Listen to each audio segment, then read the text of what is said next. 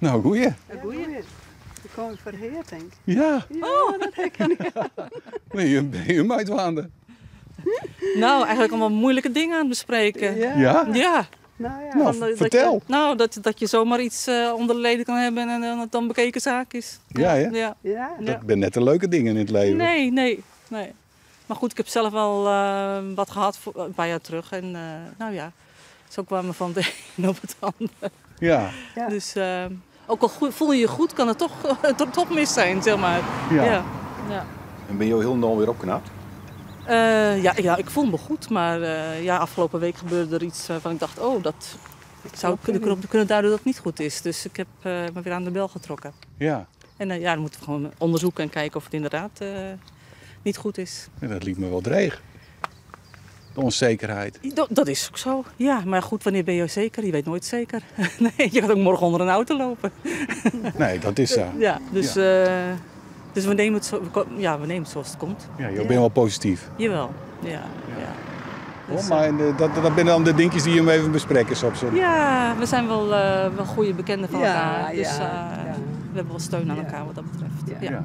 Ja. We zitten samen op een koor en we hebben voorheen samen in de kerkenraad gezeten. Dus zodoende kennen we eigenlijk elkaar. Ja. Dat zodoende. Ja.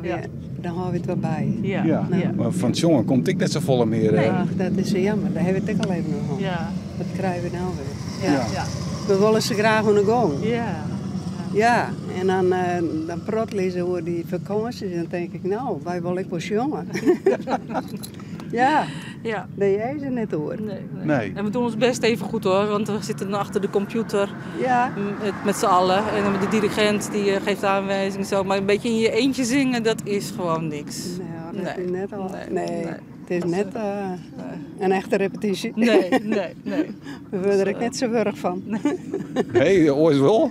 Nou, soms wel, ja. Dus, Regen stikken. ja, we zitten op een oratoriumvereniging, dus dat is soms best...